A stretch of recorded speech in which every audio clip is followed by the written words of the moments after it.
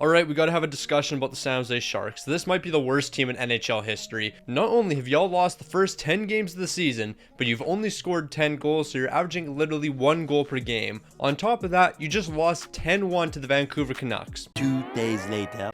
Ain't no way y'all just lost 10-2 to the Pittsburgh Penguins. You just gave up 20 goals in 2 games. There is no way that just happened. So I was saying the San Jose Sharks might be one of the worst teams in the NHL. I'm taking that back. They're the worst team in NHL history. How do you allow 20 goals in 2 games? Like, how is that even possible? This entire team stinks. Everyone's getting traded. But San Jose, you do have the potential to do the funniest thing in the world. Lose to the Philadelphia Flyers today, and then beat the Edmonton Oilers to win your first game of the season. We need that to happen. And this is going to be by far the most difficult rebuild I've ever done, because this team literally has no trade asset. Duclair, no value. Barabanov, he's got a little bit. Granlund, he's got none. Mike Hoffman, he's got none. Like, Mike Hoffman has 1 point right now. Duclair, I think he's only got 1 point as well. Even if I retain half of their salaries and trade them at the trade deadline, I'm only going to get like a 6th round pick for them. But thankfully, this is NHL 24, and these guys will be able to produce a little bit, so I'll get a few assets for them. But man, San Jose, y'all are screwed. Before we jump into this rebuild though, there is one thing we got to figure out. What's more difficult? Passing the Detroit Red Wings and YouTube subscribers, or winning the San Jose Sharks the Stanley Cup? And I think we all know what the clear answer is. The San Jose Sharks. That team is awful. Now, I'm not going to lie, we got to get rid of the old core here, and Logan Couture, you're the first piece that's going to go. I'm willing to retain $4 million on your contract. We're starting with 2 right now, but I will retain $4 million for you to play against us. We got to get you off the books. We got to free up a bit more cap space. We just got to do something to spark this team. So I'm thinking of making this deal right here. Logan Couture over to the New York Rangers, $2 million retained. We're going to pick up Philip Hedon. We're also going to be picking up Schneider here. I think that's a good pickup for us. You know what? We get 2 young players. They're going to be saying no here. I don't really want to retain $4 million. I also don't want to trade a ton of picks away, but in saying that, I would be willing to give up a 3rd rounder to get these 2 guys. So we're going to offer that over. They're still saying no. I'll retain $3 million. I don't really want to do $4 million because that's quite a bit over the next 4 years, but I'll do $3 million. Even $3 million is quite a bit, but I'll offer this over. They're still saying no. I feel like we're pretty close in value, so maybe a 4th rounder as well. We'll offer this over. What are they thinking? They're going to say yes to this deal. We got Philip Hedon, we got Schneider, 2 young players. I think that's a good move for us. Then after trading for Schneider, I'll give him a 5-year extension at $2 million, a cheap deal for him. And we also got him long term. I think that trade's going to work out very well for us in the long term, even though we have to retain $3 million. So I think this is what we're going to be rocking here. Tomas Hertl, Philip Hedon, Barabanov on the first line together. On the second, we're going to have Zadina, Eklund, and Duclair. Eklund and Zadina actually have a really good line fit here, so ideally we keep them on for the rest of the rebuild here. 2 young players. I think they'll be able to live up to their potential, especially playing on the second line here, getting a ton of minutes. And then the bottom 6, who really cares? None of these guys are going to be here after this season. Well, maybe Mikael Granlund, because I don't think I'm going to be able to trade him away, but we'll see what happens. Defensively, don't really care. I think the only guys we're going to be holding on to long term is going to be Schneider and Ferraro here.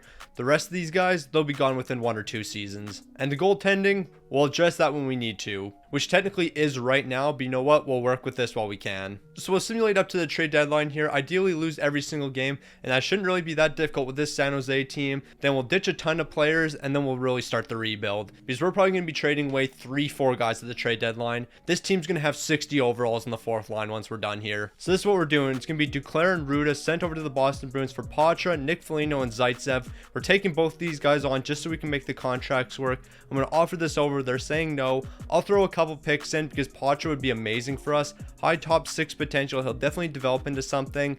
Here's a 4th rounder as well. That should be enough to get this deal done. Yeah, we're adding Patra to the team. He'll be a fantastic piece on our 3rd line, probably even 2nd. Our next trade is going to be Kunin and Benning over to the Anaheim Ducks, and we're going to be picking up Zellweger here, a nice young defenseman. This is going to be a fantastic pickup for the future of this team. So I don't necessarily want to get rid of this young player right here, but we're going to be able to get rid of Granlund's contract, and we are going to pick up Evangelista here along with a 3rd round pick, so I think it's going to be worth it in the end. So I think with all those trades done, we're going to call it here and then simulate the rest of the season and see what happens. So we got to give a few extensions out here. In Barabanov, I'm definitely willing to do like 4.3 million. You're probably going to be on the first line for us because you have a perfect line fit there. 84 overall. I mean, you're having a great season so far, so I'd love to bring you back. And speaking of guys having great seasons, Zadina's having one as well, so I'll do 2 years at 4.2 million, and then worst case scenario, we trade you 2 years from now. The rest of these guys though, I'm okay with all of them walking. I mean, I'll re-sign the rookies and all that, but I mean, like LeBanc, Mike Hoffman, Nick Foligno, all you guys can leave. Same with Zaitsev here. So I'm just going to say this right now. I cannot control how realistic and unrealistic the simulation is. All I know is this team made the postseason 17th in the entire league. Yeah, the team that's currently started 0-10,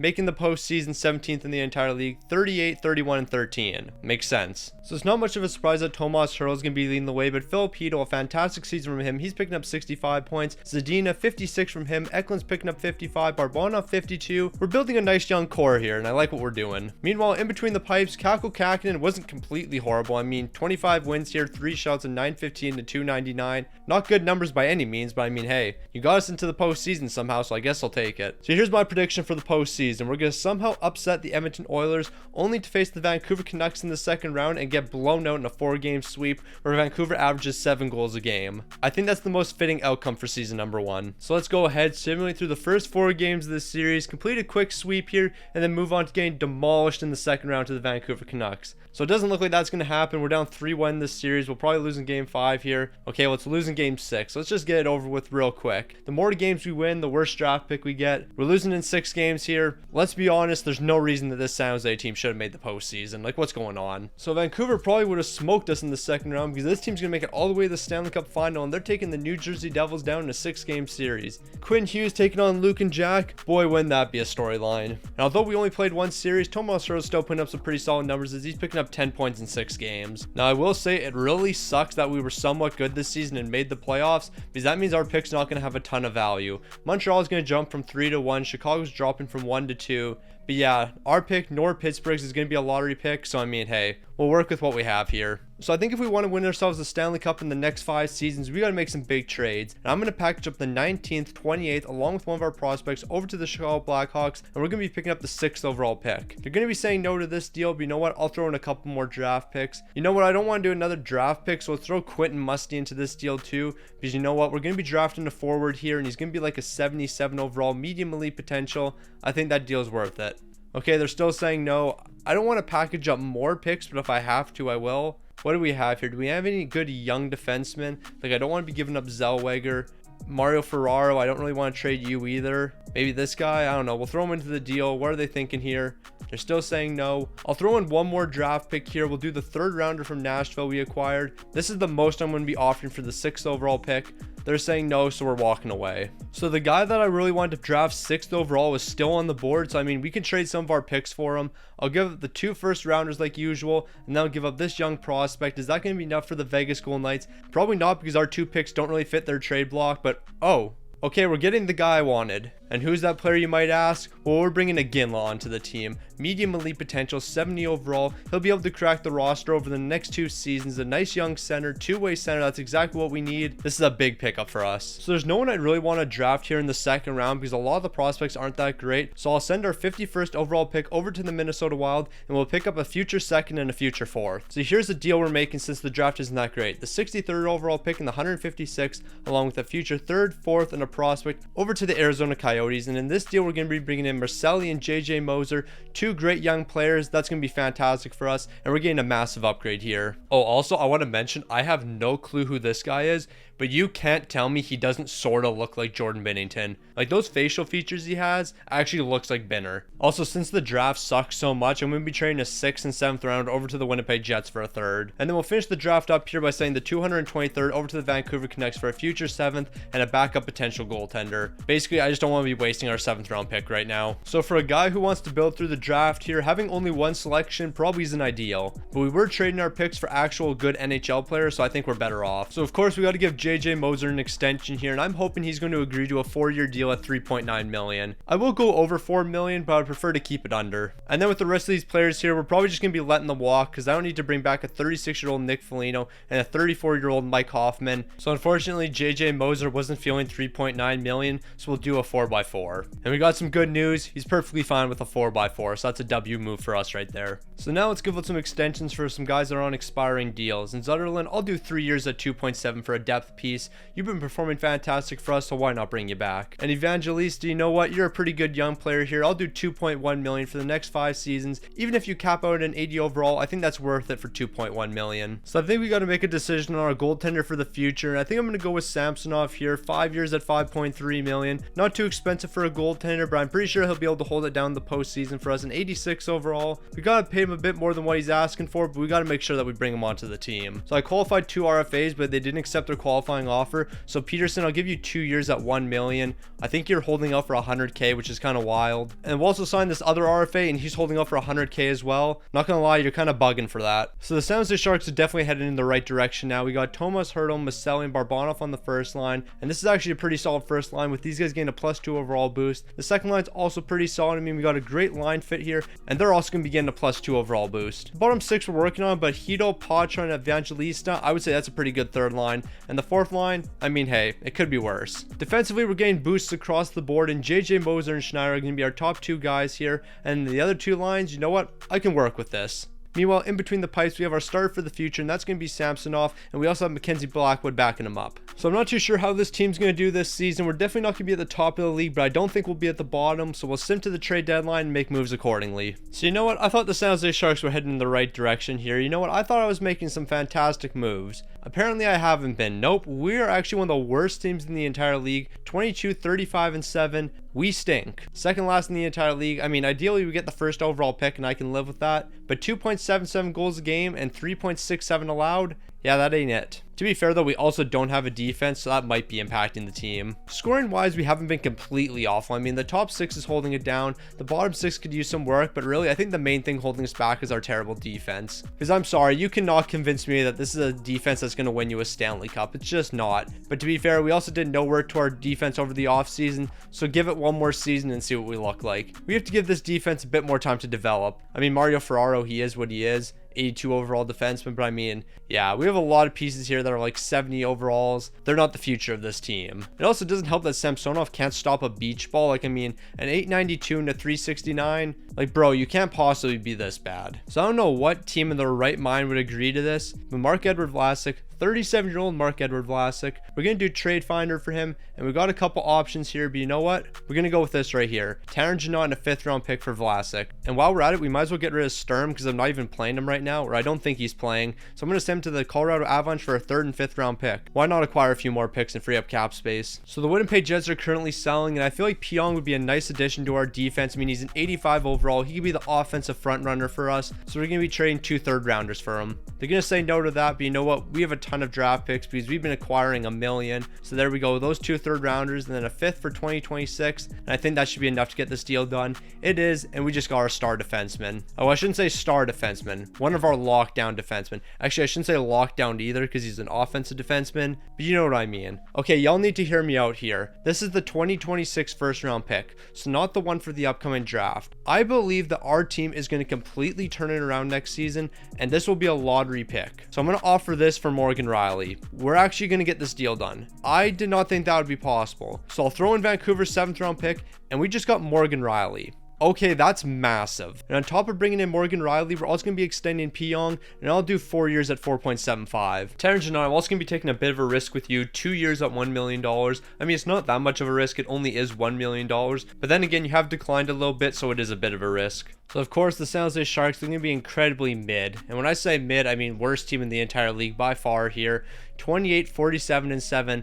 Dead last in the entire league. The offense did step up though, but I think our defense got worse after the trade deadline, so yeah, I don't know how to feel about that. We had some solid depth scoring here. We just couldn't keep the puck out of the net. And Morgan Rielly, I want to know what your numbers looked like. 14 points in 18 games, but you're a -10. Yikes. Meanwhile, when it comes to goaltenders, I might have to trade Samsonov because this man was off. Like, I mean, Mackenzie Blackwood had better numbers. Samsonov, what's this? An 895 and a 361? Like, bro, how are you posting this bad of numbers? What did you do in Toronto last season? Was it a sign? Maybe it was a sign. I probably shouldn't have picked you up in free agency, but you know what? Sometimes you make a mistake. So how the Toronto Maple Leafs just won a Stanley Cup without Morgan Rielly, I can't explain, but they are, and they're taking the Colorado Avalanche down in 7 games. I gave you 3 picks for Morgan Rielly, and somehow y'all got better. Sometimes you really just can't explain what happens in this game. But this is what really matters, the draft lottery, and I already know we're going to be dropping from 1 to 2. Who would have saw that one coming? I just knew it would happen. Why would I ever get the first overall pick when I have the best odds? That just doesn't make sense. But you know what? Number 2 isn't the worst. Unless the number 1 guy is like medium franchise, then we'll have to somehow trade for number 1. So I actually know that Michael Meese is not medium franchise, so we don't have to worry about that.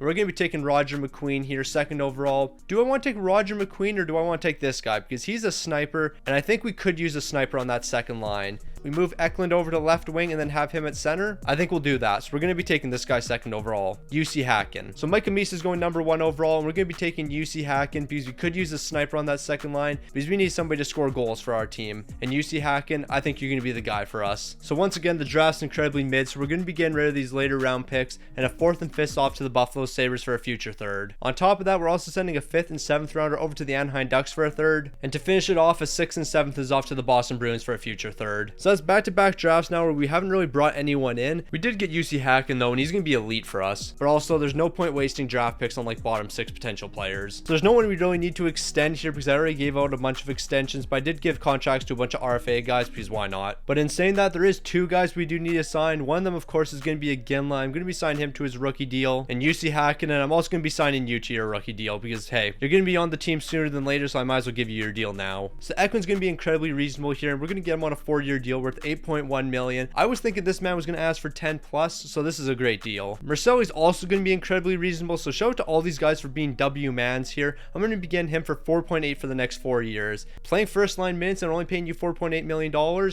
Steal. Zadine is asking for a bit more than I was hoping for, but I think I can get 4.8 for you as well, so 4.8 for the next 4. And the amazing signings continues, and that's going to be with Poitras here, 4 years at $3.7 million. You're a bit of a risk though because you've only developed to an 82 overall, and I do have you on the 3rd line, but you know what? 3.7 million for a bottom 6 guy, that's not the end of the world. And it's especially not the end of the world if everyone else is on fantastic deals. Also, Zellweger, I think you're making the jump to the NHL in the next few years, but I will sign you to a 2-way contract for the next 3 years, $775K. If you're able to jump up to the 3rd pairing defense, that would be fantastic for us this season. So last free agency, I made the executive decision to bring Samsonov in, but he looked absolutely abysmal this year, and I'm not really sure if he's going to be able to bounce back. So I'm going to flip him over to the Buffalo Sabres because at one point Buffalo did want him, and I'm going to be picking up Devin Levi. 1 for 1 here. I think we're coming out on top. We are paying about 100K more for Levi, but he's got way more potential, and I think he's going to develop nicely. So of course, our team was terrible defensively last year, so we got to make adjustments to that. So 2 third rounders along with Ferraro is going to be going over to the Carolina Hurricanes, and we're bringing in Brett Pesce. They're saying no to this deal, but I mean, I think we're pretty close here, so it won't take too much more. Maybe a pick or a prospect. You know what? Let's go with a pick here because you know what? Why not? Throw in a couple more picks. Here's a 4th rounder. I think that should be enough to get this deal done. They're still saying no. I'll include a 5th as well. A 4th and a 5th, and that's the difference maker here. And then we're getting Brett Pesce. So here we go. Brett Pesce, welcome to the team. It's been 1 full season since we had this guy in between the pipes, so why not bring him back to be our backup? Here you go, Kaapo Kähkönen, $2 million for 1 year. So I'm having a real big debate here. Morgan Riley, clearly he's our best defenseman, but he does not have a good line fit on our first pairing here. I can move him down to the second pairing, in which he is a better fit. We'll play him alongside Brett Pesce, and then by moving JJ Moser up to the first pairing, they get a +2 overall boost. We're going to try this for a bit this season, and we got to do well this season because we don't even own our first round pick, but we'll try this for a little bit, and I think this could work out for us. I mean, worst case scenario, we do trade Morgan Riley to get someone that does fit on the first pairing, which that also might be the move. Hold on, do we do that? I know we just traded for Morgan Riley, but hear me out. And I'm not gonna lie, I'm actually listening to myself here. Morgan Riley straight up for Bo Byram. Morgan Riley, 89 overall. He doesn't fit on the first line whatsoever. His best line fit is on the third line here, so I mean, that's not ideal. And then we have Bo Byram, who's also an 89 overall. He's got a ton of X factors as well. $2 million less. The only issue is I don't know what line he's gonna fit on, but you know what? I think we take the risk to get Bo Byram. You know what? I'm doing it. Straight up, 1 for 1. Okay, we gotta add a 7th round pick. We'll add a 7th round pick into this deal, and then we'll have it done. And we're getting Bo Byram over Morgan Riley, saving $2 million, and we're just gonna pray this works. Okay, they don't want a 7th, they want a 6, so here's a 6 for 2027. There you go, we got Bo Byram. Now we just have to pray this works. And boys, I got some great news.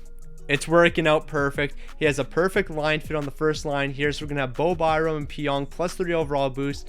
Then we got Pesce and JJ Moser, and then on the third pairing, we got these two guys, Schneider and whoever this is. Not being disrespectful, I just can't say that name, but they're getting a +2 overall boost. I think the defense is set. And on top of that great defense, here's the forward core. I mean, the top 6 is great, not worried about it whatsoever. 2+2 overall boost, that's going to be helping these guys a lot. The third line's pretty solid. The fourth line, though, definitely could use some work. But you know what? I think we can work with 79 overalls and then 178, especially for this season. Meanwhile, welcome to the Devin Levi show. He's up to an 87 overall. He's got 1 X factor. He's going to be the game changer for us. So this is probably the biggest year in franchise history for us. And the only reason for that is if we do terrible, we don't own our first round pick. So we cannot be folding here. Bo Byram, save the day. Okay, so we're at the trade deadline here. Our team can't score for crap, and we just got offered this deal. Patrik Laine for a Ginla, a second, and a third. Now, Laine would be great here because this man can score goals, and he would solve our issue with that. I am really considering this. I mean, I really don't care about TJ Oshie. I'm assuming they're just offering this to make the contracts work. I do not want TJ Oshie. Give me a pick instead. Like, where's TJ Oshie on here? Like, no, I don't want that man. Give me Marchenko instead. If you give me Marchenko instead, now we're talking. Laine and Marchenko for a Ginla, a second, and a third. Screw it, why not? Okay, now you're saying no to this deal. I want Marchenko. He'll help the bottom 6. He's going to provide some more scoring, which we desperately need. I don't want to give up picks, any prospects you want. So Halttunen for Patrik Laine and Marchenko, and then give me a third round pick back in exchange, and we'll have a deal here. There we go. We got Patrik Laine. We got Marchenko. Our scoring should be solved now, and then we just have to focus on bringing Patrik Laine back next season. So Ottawa is interested in Zellweger, so I'll ship him over to the Senders for a second round pick. They're saying no to that, but we just got to include a 7th rounder. So here's a 2026 7th rounder, and we have 2 picks for this upcoming draft here, but that's perfectly fine because we're making big moves. So you know what? We got to bring in a defensive defenseman, and Siegenthaler, I think you can be the guy for us. 85 overall. We'll put you on the second line. JJ Mozart, I'm going to be sending you over. We'll clear up $1 million in this deal. It's actually more than $1 million, $3 million, because we're not going to need Marchenko. Marchenko, the only line he fits on is the first line, and I'm not going to be playing him on the first line, so there's no point keeping him here.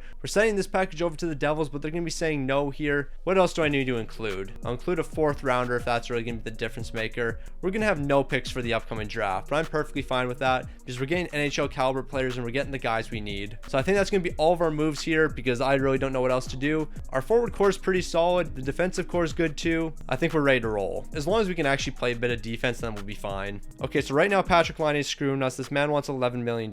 We don't have $11 million. However, once we get to the draft, I'll trade somebody away, clear up enough money that we can bring back Patrik Laine, and then we'll have him for next season and the 6 seasons after that. Because right now I can't do 11.1 million. I just can't. Okay, so my day's ruined. 37, 34, and 11 here. We're missing the playoffs. Offensively, we were pretty solid. Defensively, we were abysmal. Probably worse than the entire league. Yeah, we were one of the worst teams here. Here's the plan moving forward. I'm firing the entire coaching staff. We're going to bring the exact same team back and hope for a different result. That's the plan. Patrik Laine, since we acquired you, you did exactly what we needed you to do, picking up goals. 11 goals, 13 points, but you're -9. Yeah, this team plays 0 defense.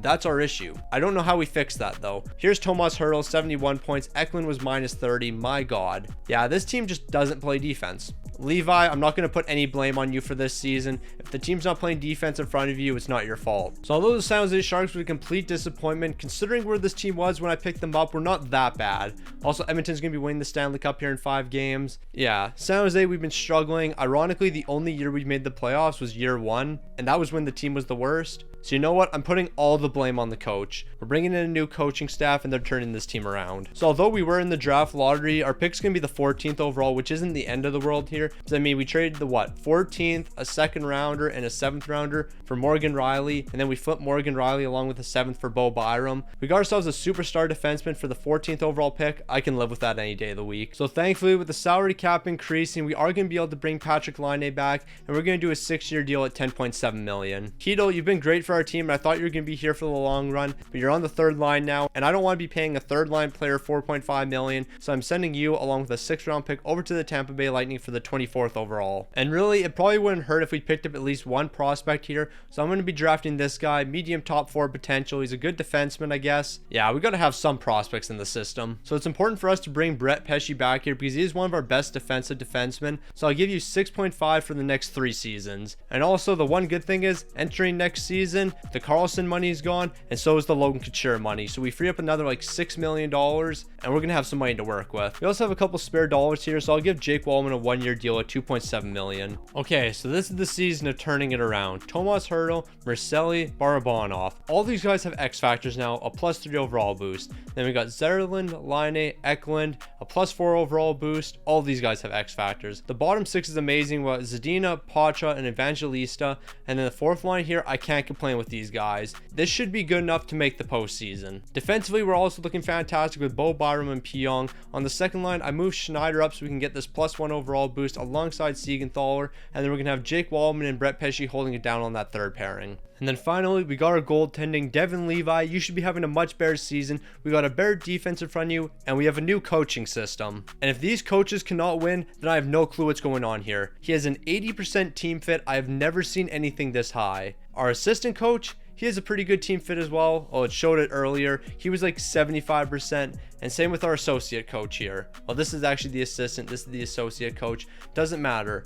All of these guys fit perfectly with what our team is right here. We have a guy who has an offensive style, a defensive style, and a generalist style. And we also have a goaltending coach that's actually pretty solid. If we don't make the playoffs, then I'm completely giving up, and the San Jose Sharks will never ever win again. So there's one thing we gotta make clear right now. This is the exact same San Jose Sharks team barring Jake Wallman. 37, 16, and 9, and the team's fantastic. So not only are we second in the division, but we're also second in the entire league here. 37, 16, and 9, only behind the Edmonton Oilers. Our offense is rolling right now in the defense. 3 goals a game isn't ideal, but I mean, it's actually not that bad when you consider the entire league here. That's probably top 10. Well, it's actually definitely top 10. All we changed was our coaching. Hertl's looking fantastic, so is Barabanov. Matias Maselli's fantastic as well. Literally the entire team's great. There's literally no weaknesses. Meanwhile, in between the pipes, Devin Levi is having a fantastic year. 31 wins, 2 shots, a 908 and a 291. We're making the playoffs this season. We're not making any moves because I want to keep the team we have here. Also, I don't really want to trade away any of our picks, especially if I'm not 100% sure that we can win this season. We're going to worry about next season because we got the entire core coming back for next year. So if we can't win now, we'll be winning next season. No, but seriously, the only difference is the coaching. The team's the exact same. So here we are. It's been a long road, but we finally reached the top of the league. First in the entire league, 50, 23, and 9. When it comes to actual wins, we're tied for second here because Edmonton has a bit more. But we have some OT losses under our belt, so that's a W right there. We have the best offense in the entire league at 3.74 goals a game. And defensively, we're actually not too bad. We're sitting 6th here, 3.05. If these aren't Stanley Cup numbers, I don't know what is. Patrick Laine, you were a massive pickup for us last season, and good thing I made it. You're going to be leading the way here. 45 goals, 46 helpers, 91 points. Tomas Hertl, 88 points. Marcelli's picking up 87. Barabanov, 84. Nah, the team's rolling right now. And Devin Levi, incredible numbers here. 41 wins, 2 shots, a 906 and a 294. I mean, maybe these numbers aren't the best, but with the way the team's playing, we're going to score enough goals. But the one thing we got to make clear early on, the regular season just doesn't matter once you reach the postseason. So this matchup against the Anaheim Ducks, we can't relax here. We got to put full pressure on. And so far, the Anaheim Ducks have just been no match for the San Jose Sharks. Although they're going to be taking game 1, we've won the next 3, and we're going to close it out here in game 5. Losing 7-0 is definitely not a good sign. So we're moving on to game 6 here. We're off to game 7. We just lost 6-4. We're going to blow a 3-1 series lead, aren't we? Honestly, I should have seen this happening. This fantastic team's really going to blow a 3-1 series lead. Period number 1 is going to be massive. Troy Terry's starting them off. We lost. We really just lost. We blew a 3-1 series lead after winning 50 games. But you know what? We got a chip on our shoulder for next season. Year number 5, the final year of the rebuild. We're winning. I can guarantee you we're going to win. Also, if we don't win in year number 5, it's going to be a 6-year rebuild. If we don't win in year number 6, it's a 7-year rebuild. I'm rebuilding until this team wins a Stanley Cup. So we've gone through some adversity here, falling in the first round to the Anaheim Ducks. Colorado's going to go on to win the Stanley Cup, but I know for a fact this Sharks team's bouncing back. The core's rolling now. We got ourselves a good coach. We're turning everything around. So I don't know if I've just been getting really unlucky, but so far a lot of the drafts have just been awful. Like there's no good prospects. So I'm going to be saying the 28th overall pick over to the Vegas Golden Knights for a 2nd and a 3rd. Because there's no point using that pick when the best prospect available is somebody that has top 6D potential. That's just a waste of a pick at that point. We would get one fantastic pick though late in the 3rd round here, as we're going to be drafting somebody that has medium elite potential. He's a left wing power forward. You're not going to be able to develop the play on our team, but you'll definitely be a good trade asset. So Jake Wallman, you were a fantastic piece on on the third pairing, so I'm going to bring you back here, and we're going to try to do 2.2 for the next 2 seasons. So we gotta give out some extensions here. In Siegenthaler, we're starting with you, 5.1 million for the next 3 seasons. That's going to be a great deal for us. Zetterlund, on the other hand,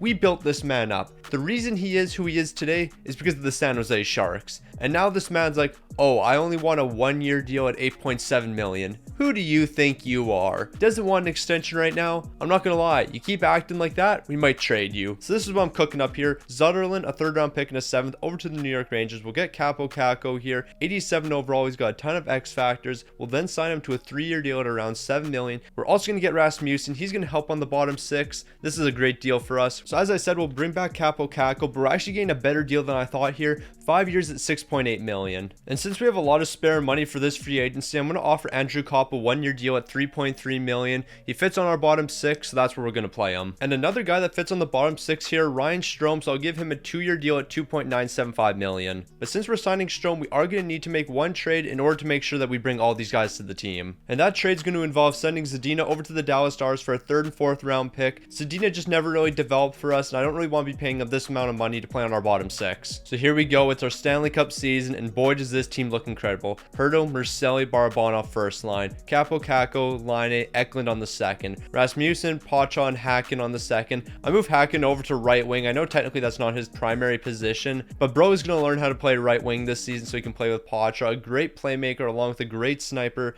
And then Strome, Kopp, and Janot, they're going to be rounding out our 4th line. The defense is going to be the exact same this season. Bo Byram, P. Young, Pesci, Siegenthaler, and then Wallman and Schneider on that 3rd pairing. And of course, the goaltending situation is going to be staying the exact same. We got Devin Levi leading the way for us at an 87 overall. And with the team we have in front of him, there's no reason this team isn't winning 65 games. So this team was looking so good that I decided there's no point stopping at the trade deadline. We're going to rock with the team we have. And here we are, first in the entire league, 54, 21, and 7, 3.59 goals per game, only allowing 2.82. We're the best team in the NHL, and we're about to hoist the Stanley Cup. And with our San Jose Sharks team, we don't have one superstar leading the way. We just have a ton of depth. Mercelli, 85 points, Barabanov, 77, Line 75, Hurdle, 67. The entire team here was fantastic. Everyone's picking up points. You love to see it. Meanwhile, Devin Levi, of course, he's going to be holding it down in between the pipes for us. 42 wins, 1 shutout, a 905, and a 289. These numbers right here, normally I'd be concerned with them, but with how the team's looking right now, I don't think anyone's going to be able to stop us in a 7-game series. And speaking of a 7-game series, we're off to the postseason, and we got to take on the Dallas Stars in the 1st round. So let's jump right into our 1st round matchup here. And honestly, the Dallas Stars, I'm not scared of this team whatsoever.